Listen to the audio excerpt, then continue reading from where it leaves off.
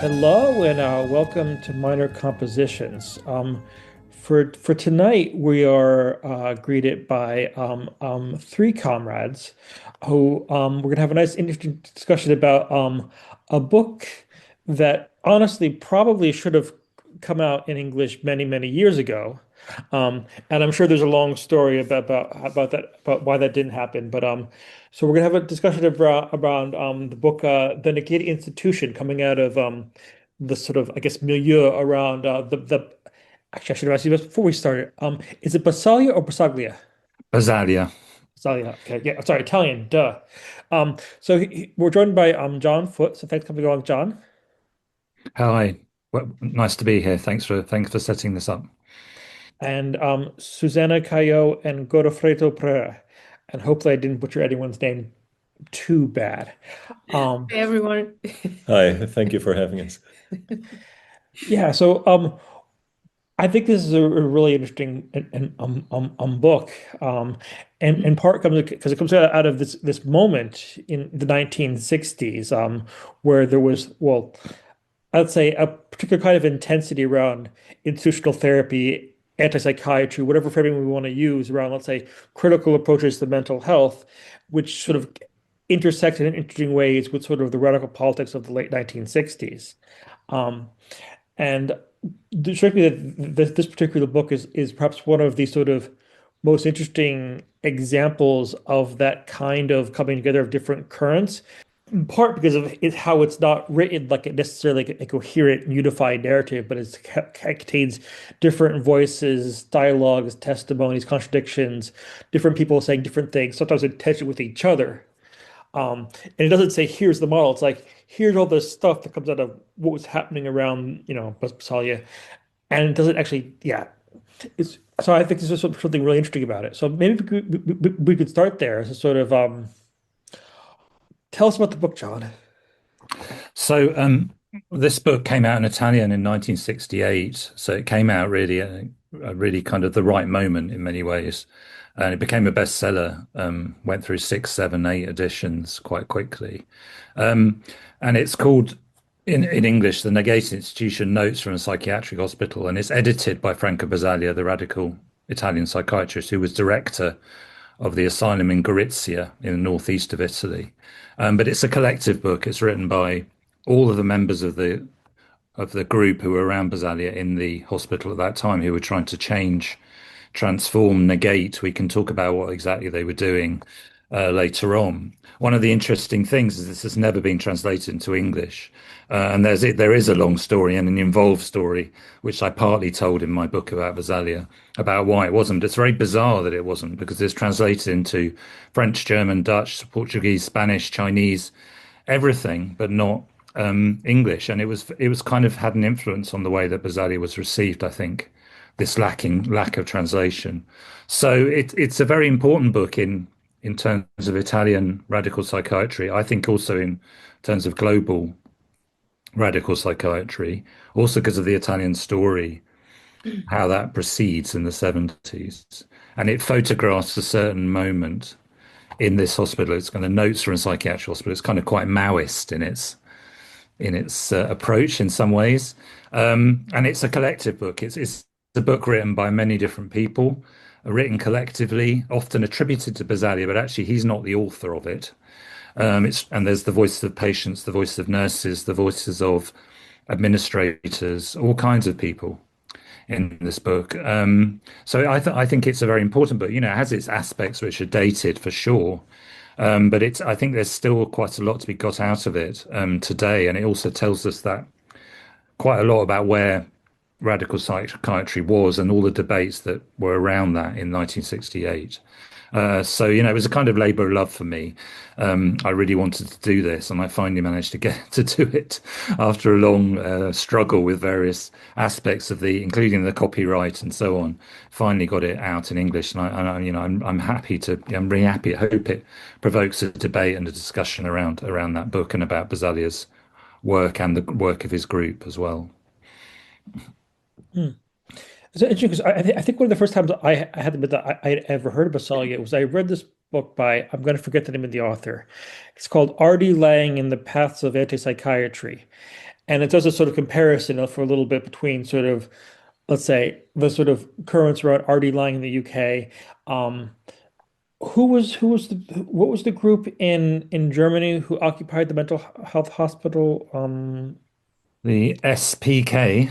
Yes, them and Basaglia. And it said actually it turns out the most successful sort of, let's say, critical reorientation of the mental health institution was in Italy, not in either of these other two.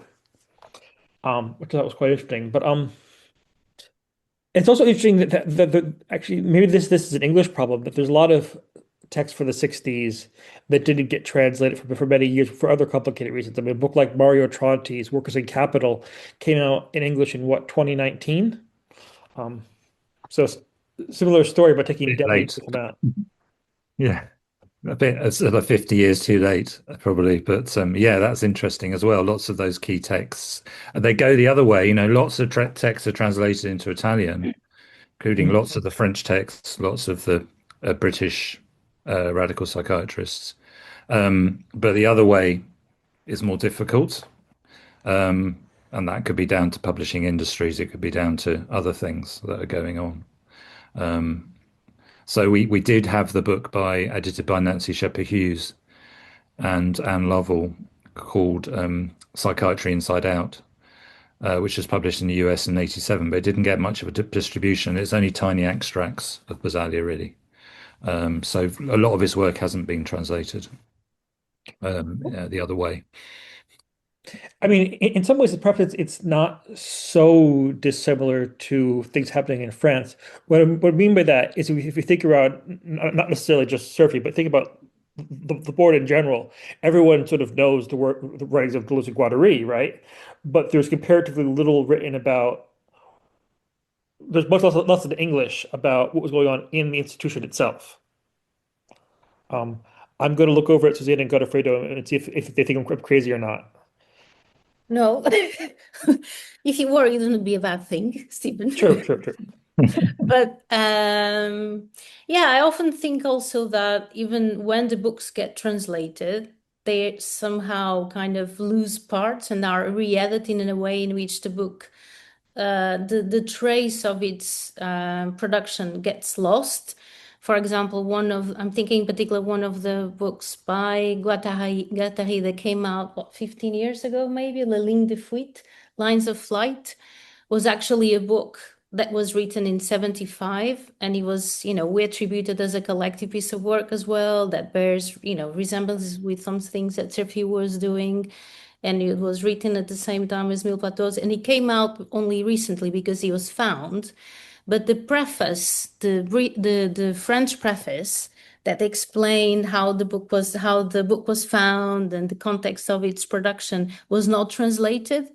So you kind of lose those pieces of information, and that end up, I think, forming a different kind of possible reception for those books. You kind of have to dig deeper. I think there's also an element that has to do with the fact that publications are the result of struggle, and there's a very active struggle to avoid certain things being published, particularly regarding whatever we might frame it, alternative radical histories of mental health, psychiatry, and etc. Right? And surely that was quite a lot the case in France, where it was more palatable to publish authors and philosophers than perhaps the broader collective production from which their work emerged. Yeah, when I was trying to work out why this book wasn't translated, there are lots of stories and urban myths about why it wasn't translated into English. One is that Lang blocked it personally, but there's no evidence for that. But some people claim that, which is a kind of crazy story in itself. But the most credible version is that some of the French psychiatrists blocked it by giving it bad reports to publishers. And actually, Basaglia did blame. He really wanted it to come out in English, and he blamed some of them. And that's detailed in my book, but we don't know if it for sure. I mean, it's quite a strange thing because it would have sold in that period, and radical psychiatry is flying off the shelves. Lang is selling 700,000 copies which is something quite extraordinary to think about today, isn't it? I mean, it's amazing how interested people were in those things at that time. So that might well be, and I think Basaglia was a threat to, well, to the institution of psychiatry, no doubt he was, because he called for the abolition of asylums, which is, quite an undercutting of the power of many psychiatrists at that time, if not psychiatry as a whole. Yeah. I mean, it makes me think about how the work of Guattari is kind of received in France.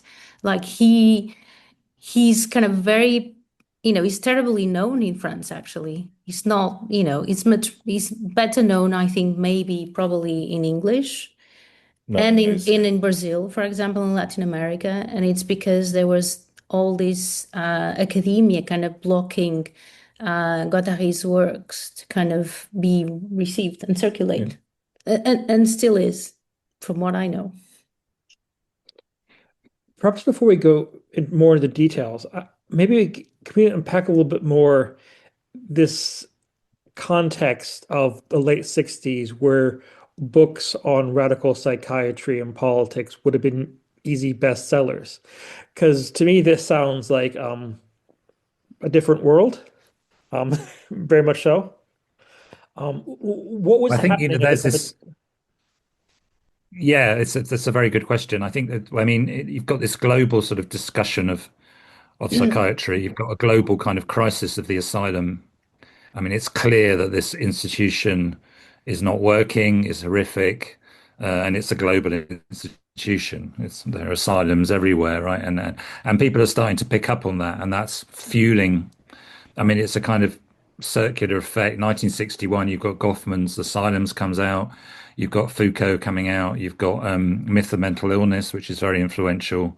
Saz coming out as well, all in the same period.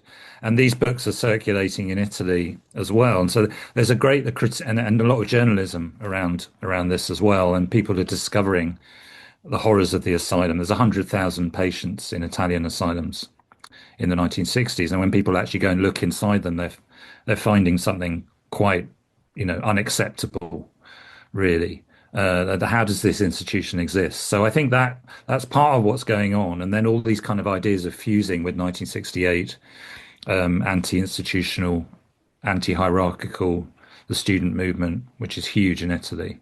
At the same time, and lots of texts. Basaglia becomes a consultant at Einaudi publisher in the early 1970s. He's able to recommend almost anything, and it will get published. So there's a huge amount that gets translated, massive amounts of books by mainstream publishers at that time. And this is also feeding off actual things that are happening, and that's where Gorizia comes in, because Basaglia starts to dismantle the internal workings of that institution, starts to humanize it, starts to give the student, the patients, meetings and constant meetings and discussions, and it becomes this extraordinary place where people just kind of turn up and start to talk about it between 1961 and 1972, when the radical psychiatrists leave en masse after they've had enough of battling the administration in Gorizia, and that's where the book comes out of in 1968. It's interesting because in some ways, a lot of what you're saying there to me sounds also, a bit similar to things that were happening around the board in terms of connection with broader radical currents of meetings that seem to go on forever or have 10 different layers to them. I can see Godofredo working at that. Yeah, and it's just interesting if you have some of the processes happening in different places with some kinds of connection between each other. But maybe to get in a bit of some of the ideas, one of the things I find most interesting about reading the various parts of this book is this very idea of trying to negate an institution that you are within and working within, which in some ways reminds me of similar arguments made in autonomous circles in the 70s, the idea about being in and against the state. So you're part of an apparatus, you're trying to suspend or get rid of its functioning while also working as a part of it. Can you talk a bit more about that? I mean, that's absolutely the big contradiction of the project. And Basaglia's end game is to abolish the whole system, right? So I think that's where the contrast with the French or some of the French radical psychiatrists is most acute.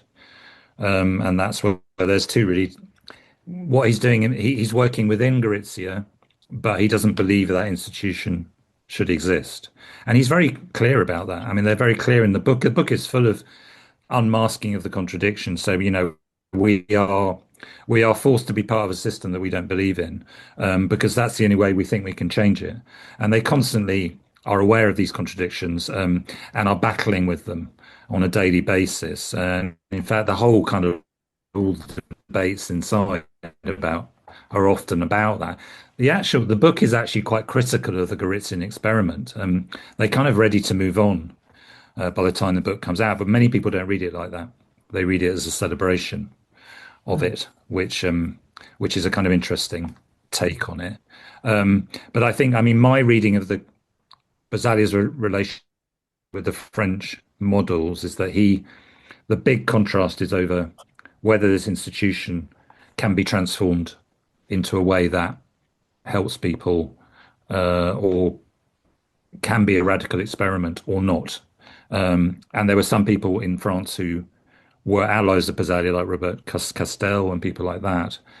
But with the institutional psychotherapists, as far as I understand it, you know much more about it than me, there was a big contrast over how tactics and about the use of asylums. And that's as far as I understand it. But the contradictions he's very aware of. And when they moved to Trieste in 71, so Basaglia leaves Gorizia in 68, goes to Trieste, then there's no attempt to make a beautiful asylum anymore. They just want to close it. And that's a different epoch. They just want to get people out. And that's a whole different process, right? Which they don't manage to do in Gorizia at all, partly because the law doesn't allow it. Well, I think Godofredo, I think there's a very important kind of point of clarification that I think will really help understand, what the potential resemblances and also distinct points might be between digital psychotherapy, the French side, maybe. And when I say that, I'm looking at digital psychotherapy as practiced by Jean-Henri Tosquelles, Guattari, CERFI, and on the other side, this idea of the institution, which is for institutional psychotherapy, and the way the word institution is used in English is very different. And I assume is also the same thing in Italian, institution, which has to do much more with kind of it's the institutions with the capital I, right? It's the institution. Whereas in the French, it's the establishment. It's similar to the idea of the establishment, which in the social psychotherapy, in the French meaning, the word institution focuses the idea of process, what is being instituted, the process of instituting. So what they want to do with the idea of institutional psychotherapy is grasp those forces behind this process of instituting, right? The creation of institutions as therapeutical mechanisms. And that might mean that an institution is a meeting, for example, or an assembly, or greeting someone at 9 a.m. that you come to meet in a corridor, for example. So it's a different understanding of the institution altogether. So it's closer to the idea of it's not reworking the institution in itself, but it's through the creation of different kinds of institution. It could be a club, it could be a timetable, it could be a lunch at a particular time. That processes that have to do with the singularity of each person and forces of unconscious can be inscribed and can be worked upon. And if we speak about Laborde was not an asylum, right? It was a clinic, it was a private clinic. And it was something that was created by a collective of patients and a collective of carers and mental health care personnel. So it's a different circumstances. If I may, and building on this point, I think in one way the word institution here is used differently. So when Basaglia is speaking of institution, he's speaking of the asylum. In institutional psychotherapy and in institutional analysis, and even in those, there's a slight difference from one to the other. One is a kind of Guattarian conceptualization. Uh, as Susanna was saying, the institutional is not so much the asylum of the clinic, is a series of processes, right? And is the opening and creating Mm. processes of self-management, promoting autonomous relations. But it's also a matter that they corresponded to a different overall context. As Guattari notes, and Guattari was a big admirer up to a point of Basaglia, Guattari realizes very well that there was a demand for a certain radicality and positionality in the way that claims were articulated against the institution, because in the Italian context, you're dealing with a far more reactionary and violent context of asylum institutions. Whereas, for example, there is a big difference between the institutional psychotherapy movement that emerges around the 40s with Saint-Albin. That is an asylum, Mm. right? Isolated, that they open up the doors, break the doors. From that until the Yeah. 60s, so 20 years of work have passed, and 20 years of relations all to multiple scales of institutions and institutional processes and the sectorization of psychiatry and etc. So I would agree with Susanna. There's a few important context, Mm. historical context, but also conceptual differences in terms of what the word itself institution means. But also, if we look beyond that, what I admire in Guattari's admiration of Basaglia is to say, there's a kind of a critique to the dialectical, right? Why do you need the negation? But at the same time, is something that I'll say, yeah, I can criticize you in a way like that. But it doesn't really matter. It's probably a really good strategy to articulate it in those terms in relation to that context that is so much more oppositional than it was the French context at the time. Do you think there could be ways that these different approaches could be thought of Mm. as almost like different moments in a process? So I'm thinking here, when the folks from Basaglia are talking about negating the institution, they're talking about particularly negating the institution as it takes part in sort of objectifying or rendering passive um, patients or people, which is a kind of similar move to what R.D. Laing does in The Divide itself, right? Psychiatry, the problem with psychiatry is it can only hear the problems it wants to hear. It can't actually listen to the patient, what the patient is actually saying. Because if you have a moment of negating that power, that role in psychiatry, then you can have a different moment of inventing institutional processes, which, not to go to another book, I mean, isn't that sort of what someone like Franco Rotelli is doing in The Invented Institution? Coming out of the Trieste experience, isn't it almost like the second moment where you negate the sort of objectifying, dehumanizing aspects, then you can have an actual discussion around what kind of institutional practices you want to have. Yeah, I mean you put it very well. I mean, what you said about the meaning of the word institution is so interesting to me because, all these decades of kind of splits and divisions, and you mentioned that in your notes, and actually they're much closer than they appeared or wanted to be in some ways. What you're saying is really when you explain how that works to me, that feels very much like some of the things that Basaglia did. So, there's this kind of walls of barriers put up among different schools, and there's this history of kind of division and splits and debates and so on. And actually, they're much closer. And maybe those subtle differences in meaning, end up being dividing lines.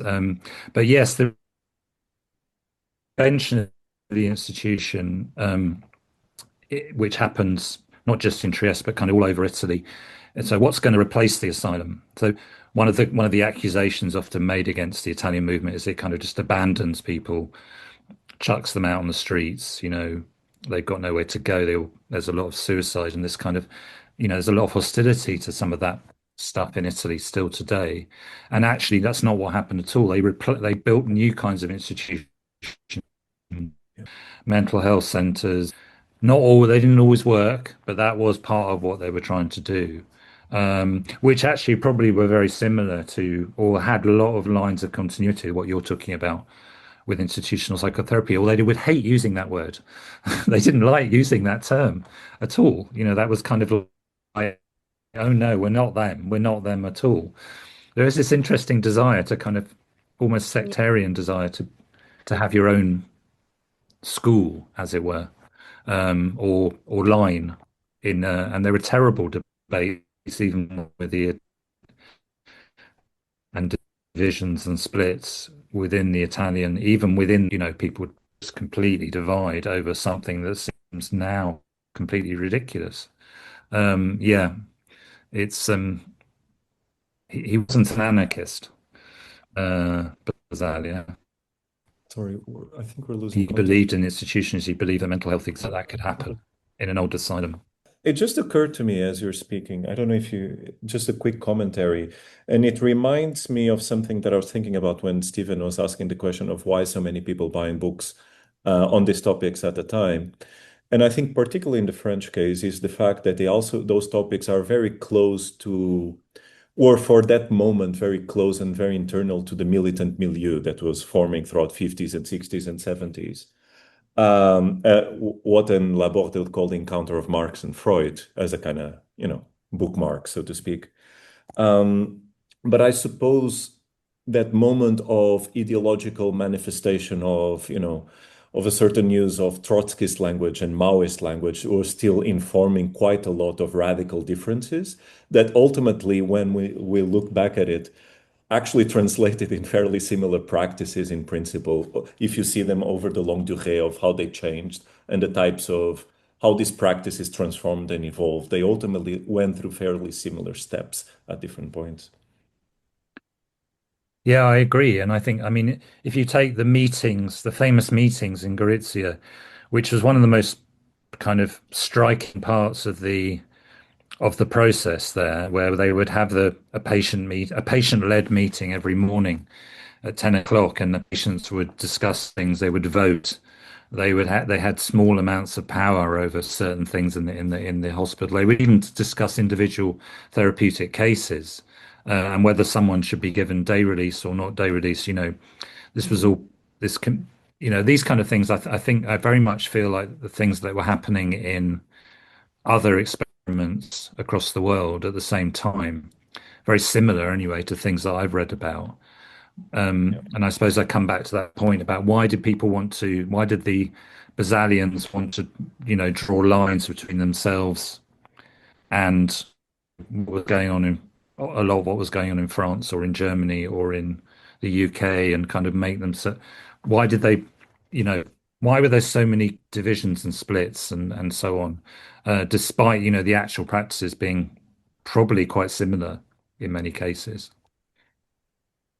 I mean, there's a very interesting kind of project that arose in the mid-70s that was called the International Network, the Network of Alternatives to Psychiatry, the International Network of Alternatives to Psychiatry. And it kind of addresses some of it's kind of an attempt to bring all of those frameworks together. So it was the first meeting was in 76, and it was organized by Castel, which you mentioned, John, before, Yeah. and Basaglia and Guattari, and I think it might be and Franca as well, Moni Al-Qaim as well, and the network kind of presents itself as an attempt to think about mental health alongside different struggles, anti-racist, feminists. So it responds to this need to place, all the struggles, mental health struggles alongside different struggles to kind of bring those things together. It puts a great emphasis on de-psychiatrization and on the voice of the patients and co-learning, kind of mutualizing experiences at different, different scales. So those meetings that were organized were about bringing those currents together and learning with each other. I think we touch a little bit about that in our book. It's something we're digging deeper, but I think it's so interesting. Was that called? Would you? Was that the result? Would you? Is Yes, that was yes, so that? yeah, Yeah, there's the big Trieste. yes, Is exactly. it There was one in Trieste as well. 77? I think 77. They have Yes, the huge meeting in Trieste, and it's very tumultuous and. yes, A lot happens at those meetings, and everybody comes to Trieste. And I think then there's a lot of interesting discussions, but also quite a lot of debate and clashes at that point. It's a very difficult moment in Italy, 1977 as well. But yeah, definitely, and I think that that's interesting. That I've studied that a bit, but not in detail. And that moment of 77 on the result. Of course, Basaglia, attempted to organize something called democratic psychiatry from from the 70s onwards. He tried to bring together, and that still exists, that organization. He tried to bring together like-minded psychiatrists into a proper organization, and to lobby, to debate, to discuss. And it became quite a big and influential organization, but that was just Italian based. And then the Réseau was this kind of international organization, which you know much more about than I do. But I think it's really interesting, that attempt to yeah. do that and of course, Basaglia was incredibly influenced by many aspects of French philosophy. He'd influenced by the Saint Alban very much, was a model for him. He'd read all that stuff. He quotes from it all the time. The split really comes in later, much more with Laborde, and they're quite hostile to him at times as well. And I never really quite understood the basis of that. Again, I come back to that. I never understood what the problem was for either side in terms of the experiences. It could be that Basaglia was seen as a kind of part of the system more than the others, or too political with a capital P. I don't know what the problem, what the issue was so much with the two different parts there. I mean, Laborde was also kind of operating under a psychoanalytical Yeah, framework, which Basaglia was not. But I mean, that's interesting. I also would not know why would he be, poorly received, to be honest, looking at it now. Um, But yeah, because we enter it through Guattari had several consistent complements, right? And I think there is a critique of certain kind of a of the dialectical aspect, right? But a lot of complements to the work. But I think Laborde is not just Guattari, it's Jean-Henri, so there's surely other aspects to it. I suppose historical might also be, aspects of misinterpretation of each other's practices at the yeah, time as for well, that's for sure. sure. The label of anti-psychiatrist can be yeah, complicated as well for someone like it's very Jean-Marie. Well, complicated. it's still very complicated actually because Mm. it does not apply to Guattari. I don't think it really applies to Basaglia, but it's also used as an umbrella term that does very little to clarify, what was going on and to reinforce ideas around cooperation and even struggle today. I think that's a really important point, because that term has become so toxic in Italy now that I mean, Basaglia just refused to even mention it. Whereas I think in this book, they're still very much influenced by the texts of Lang and Cooper, and those texts that have come out of the UK radical. I call it radical psychiatry because you can't really, if you use that term with the Basalians, they don't even talk to you. Yeah. They don't want to hear about that term, which I think is a kind of refusal to accept some of their past. But that term did have a kind of breaking effect around the movements. But it's become unusable in Italy, because what it's been seen as very simplistically is someone who says that mental illness doesn't exist. And that's the way it's been interpreted, and as a weapon against the movement, as it were.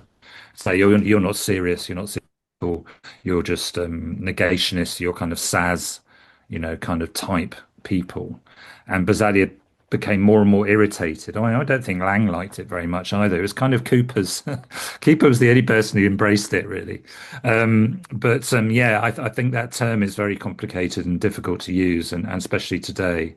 But if you look at some of the writings in this book, I think you can see some of the rejection of the institution of psychiatry, the rejection of accepted ways of doing psychiatry is very strong in the negated institution.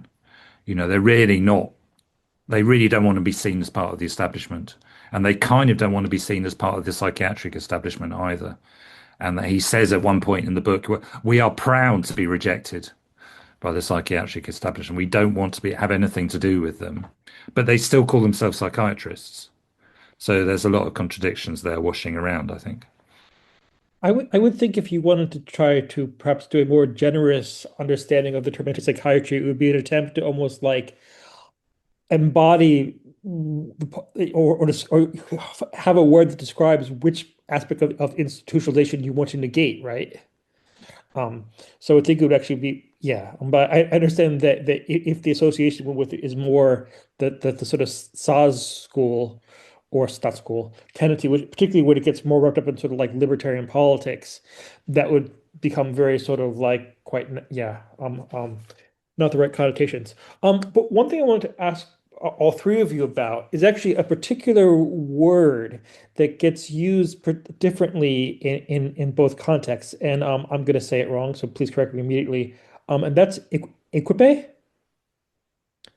I'd say keep, Sorry, I know I was going to get it but wrong. I'm not. I don't speak French, so but that it's used in Italian. But you should Well, say it. regardless of how I should be saying it, my understanding is that in the Basaglian context, you're talking more about almost like the structure of the sort of small, let's say, team or cluster of people who are trying to negate or suspend or sort of reorganize the institution, while in the sort of more, let's call it the CERFI context, I talked about equipment in a much broader sense beyond just the team, and it goes down to be a whole range of institu Actually, I can't even do it very well. It has a broader, larger use than it was for Basaglia. So I want to just sort of maybe try to explore the differences in and how that's used. I mean, in Gorizia, the word équipe is Basaglia's word, and it shows the influence of the French, what he'd read about French radical psychiatry and how it influenced him, and also Sartre, of course, is his kind of, you know, he'd read a lot of Sartre and he saw himself as a Sartrean, if you like, in his some of his philosophical understanding of mental illness and how he should be working. He really uses that to refer to a team that he's had to build up from nothing. Because when he goes into Gorizia, he's really the only person in there who wants to change anything. Everyone else is against him, and and it's kind of what's happened in the book is by 68 he's managed to get 6 or 7 people employed there who are all kind of on the same wavelength. Quite important, psychiatrists from all over Italy, a young group which he calls an equipe, and it's really the team who are going to apply the negation of the institution. That's why he refers to it. I don't think, of course, that masked a lot of divisions within that team, and of course they all fell out incredibly badly. Not all of them, but quite a lot of them afterwards. But that's the way it's understood in the Gorizian experience. The equipe, which is a small, tight-knit, totally committed team who want to dismantle the place where they're working and kind of dismantle themselves in this, negation or overturning of where they find themselves. That's the idea behind it. To put it into practice is a bit more difficult. But in the French context, I'm not so Yeah. sure. In the French context, I think, Stephen, you're alluding to a couple of things. So one, we use quite a lot the term equipment, but that is actually CERFI's usage of the way in which or CERFI's determinant or transformation, so to say, of the way in which the French state speaks about its equipment, right? The schools, the hospitals, the stuff that belongs to the state. And they actually wanted to, push against that, right? So the term exists, but I think there's something closer. It's particularly interesting Sartrean story in there again, how they oppose each other and share so much in common. So that we find in institutional psychotherapy an idea, and I would say of the institution itself. If we look at the institution as something that is inhabiting, let's say, the asylum institution or the fascist institution, or something that is inhabiting passive roles, right? What institutional psychotherapy would do is actually to try in a way that it can describe the constitution of subject groups, right? The Mm. constitution of active groups. Mm. And that you only occupy a subject group, you only constitute a subject group when you exit the conditions of your institutional position, i.e., why cannot the director be cleaning the room? Why can't the cleaning Mm. lady become a doctor? Why can't the cooking be done by a patient? Shifting those positionalities so that you exit and free yourself from a kind of subjugated position. So from a subjugative institutional position. And so there's this idea of subject groups is very important. Let's say Guattarian reading of Sartre is very important in his early reflections in psychoanalysis transversality that are very close to his work at Laborde, right? I think when then it goes to CERFI, they speak more, and we can trace this in relation to something that we recognize, those of us who read Guattari, but in CERFI not with the same words, but let's say Guattari starts speaking in terms of groups. And so moving the therapeutical context from a kind of dual relationship into a collective group relationship, into the institution. And Guattari starts speaking of collective assemblages ultimately. And so it ceases to be the actions of a team, so to speak, but more of a series of processes that catalyze both people and spaces right together. So there's something there that CERFI tries to build on that. There's another aspect as well that Stephen is alluding to. So CERFI at a certain time, they speak of things that resemble teams, which is the institutional and the analyzer, which again, it's a lot of this work is riddled by words that in English mean exactly the opposite. So the institutional analyzer gives the impression of someone that arrives analyzing the problems of the institution. But coming out of this movement of institutional psychotherapy and institutional analysis, the institutional analyzer, again, for them was this possibility of catalyzing collective analytical processes. Mm. So this is to say that they start close to the idea of the team and to the idea, let's say, of the group of people. But then their context is again a different context, and the idea of institutional analyzer will probably be uh, find more resemblances with the idea of generating collective processes and working on additions and constant transformations of collective processes in terms of self-management that you'll find in some experience in certain aspects of the Gorizia and Trieste network, but not always, right? That's so interesting to hear that because so much crossover, but there's also differences that I can see already thinking about Grazia.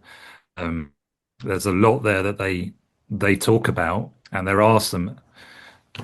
are collective processes. There are aspects of self-management, but it still remains very much the team, if you like, liberating the patients in the end.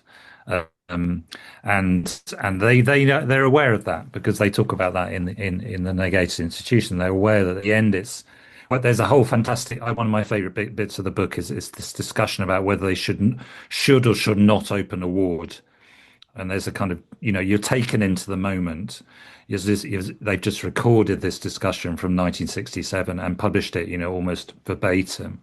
And there's this fantastic kind of low level and high level discussion about whether they should actually open the last ward that's clocked, because they've slowly opened them up so the entire hospital will be open.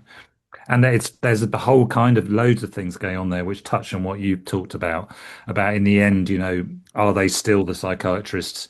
Are they allowing self-management? At what point do they stop? So yeah, there's so much that crosses over, but then there are limits, and your description of those things seems to me more radical than what's going on in Gorizia for sure. Maybe not in Trieste. There's something else that's different. The other thing I'd raise is the question of leadership.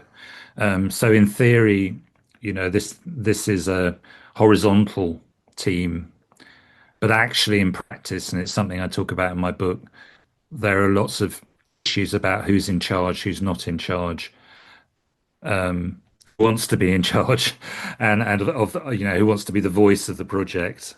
And I think that's really interesting in terms of some of the contradictions that emerge as well out of Gorizia and out of Trieste. It also strikes me that there's interesting sort of resonances with particular Marxist concepts around issues around vanguards, parties, and attempt to almost like be the part of the class that self-abolishes the role of the working class as being working class. It's like they're trying to wrestle with the problem of how do they organize their own negation in a way that doesn't almost like keep that status through, anyways. Yeah, I I, mean, they very much are a vanguard and they see themselves as a vanguard. And there are those aspects which are massively contradictory with some of the other aspects of the process as well, such as, the hospital is yours kind of. There's one point where one of the Basaglian doctors in the psychiatrist in a place called Ferrara just says to the patients, the hospital is yours. But what does that actually mean in practice is an interesting, there's quite a lot of rhetoric, around this, I think, as well. Um, um, and revolutionary rhetoric that surrounds some of this period. Mm. But I wonder if, again, coming back, isn't in a way the need to articulate a kind of a ML vanguard machinery there, also the necessity of the level of reactionary violence from the Italian state vis-a-vis mental health, right? And I kind of because I within these differences, and it's so beautiful because militantly, let's say Guattari was very anti-Maoist, right?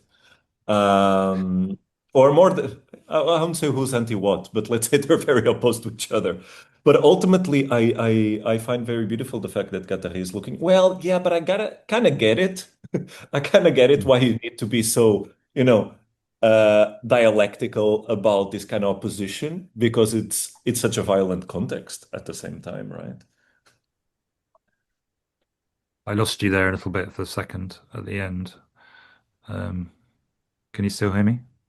Oh, no, I was just mentioning that in a way, I constantly come back mentally to this, in a way, the fact that Qatari is coming out of a Trotskyist more, Mm, or Trotskyist aligned kind of yeah. positionality. It was always very oppositional to kind of a Leninist vanguard party and all the kind of particularly Maoist factions.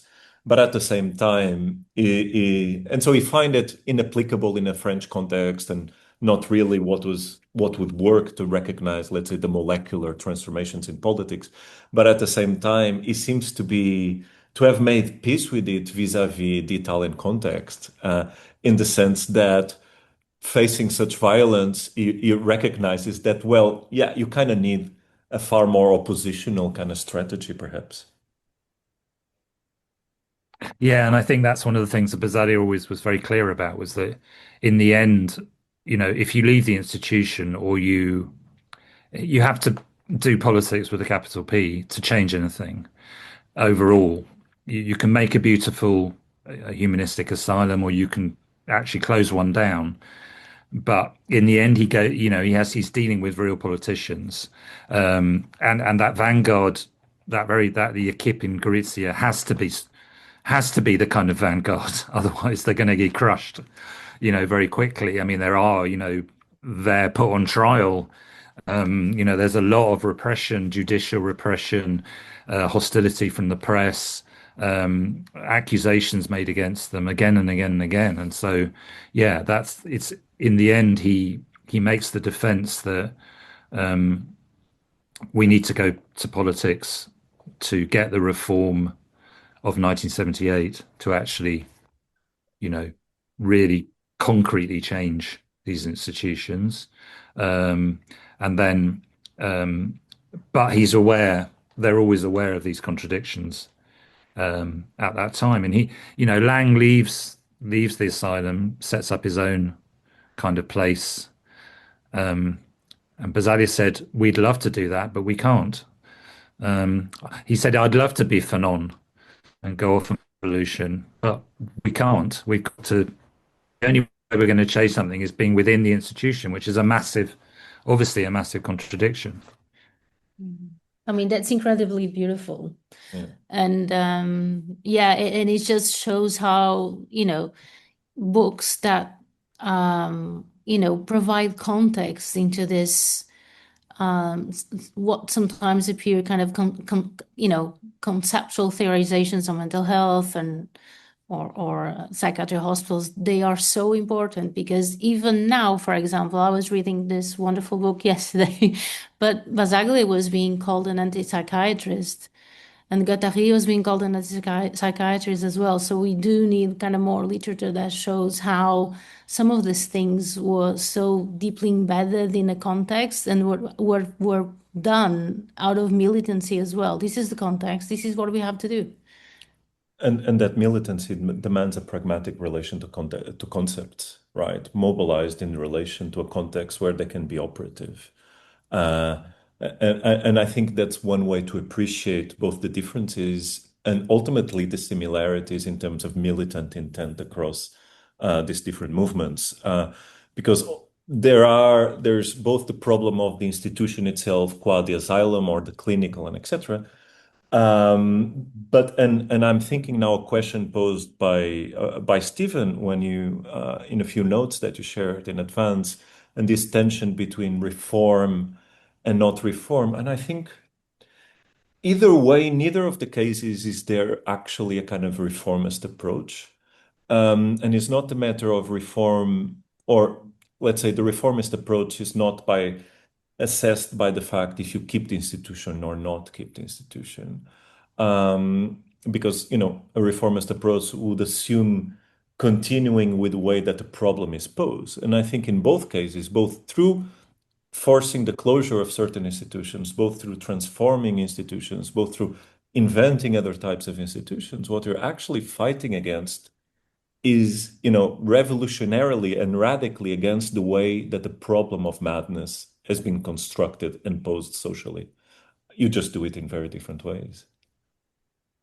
Well, you both put that so well, and I think it's kind of like it's it would be so good that there was a kind of rapprochement between these experiences, because they in so much has been done on the differences, and kind of drawing lines, and it was at the time I found it kind of tragic how people wanted.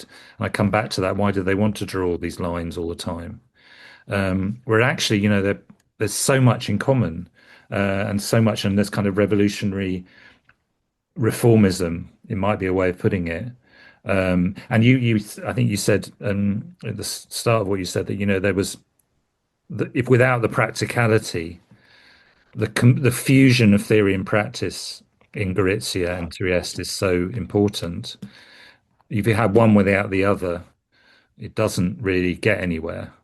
And that's what Basaglia was really convinced all the time about, I think, in the whole 20 years that he dies very young, of course. There's also lots of fun aspects about this, and surrealist aspects I think are often forgotten. He gets in Gorizia, he doesn't not just knock down the fences, he gets the patients to knock down the fences, and they film it. And they're all laughing. I mean, it's an amazing thing. 1964, I think there's all these. He had a kind of creative side to him, which I think is often forgotten in the kind of deep politics of the story, which went right through Trieste. Taking the patients up in a plane, all these kind of things that happened, and you got a lot of criticism for that. But there was this willingness to try something, but it's also the spirit of the times, which I think was there's a really fun part of it as well, and the kind of total commitment of the people who turned up as volunteers and just spent their whole lives working in psychiatry, had their lives completely changed. I think those aspects are also really interesting. Hmm. I'm trying to think of maybe something to sort of not nudge toward a conclusion, since there's a lot more to talk about, but maybe nudge towards a sort of pausing for the day. And I guess maybe as a sort of what do we thinking about sort of if we're looking back at these particular moments or periods, and trying to reorient it and sort of negate, reinvent certain kinds of institutional practices.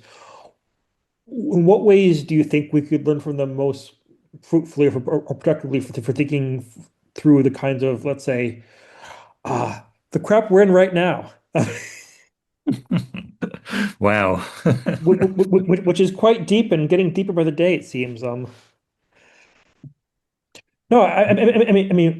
part of why I'm thinking about that is my own particular take on this. I have convinced myself that the best way to do creative institutional therapy is going to be through grassroots football, but that's my own thing. Um, um, but, but sort of, in what ways do you think this sort of going back to these moments, 40, 50 years later, could inform us or sort of bring into the present? Shall I start on that? I've got, Yeah, sure.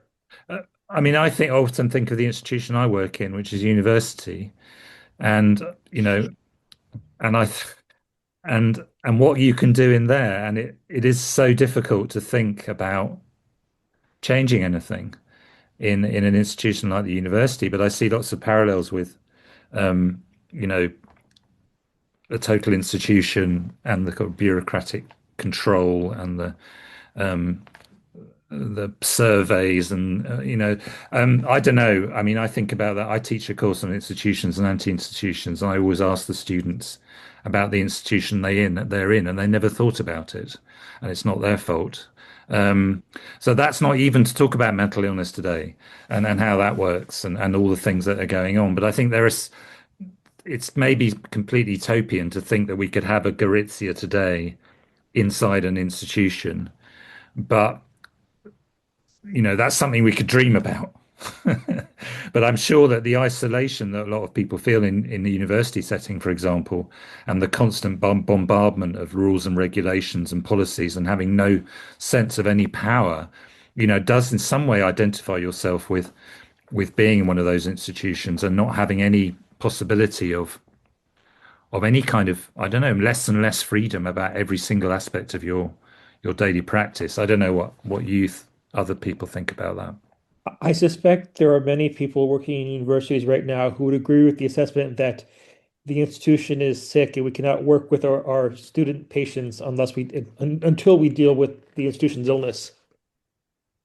Yeah, I think the institution is, in terms of having been for 20 over years in the UK academic system, yeah, is pretty ill. But I think, in one way, there's a couple of different types of lessons, at least that we draw from engaging in these materials, and that took us more from an activist standpoint than actually from an academic one to engage with them in the first place. And one being how we often invest so much of our how much we invest so much of our energy in a critical projects that, are very good at criticizing, but without problematizing the way that we organize ourselves, right? Mm, mm, Uh, and so the analytical militancy that we're interested in is not one that takes place just in sites that are assigned as analytical spaces vis-a-vis the clinical, the hospital, whatever, the consulting room, but are actually traversing any organizational space that we're part of. And so for us, that remains incredibly important because a lot of it got, captured and bookmarked by fairly generic encounter histories of psychoanalysis meets politics, right?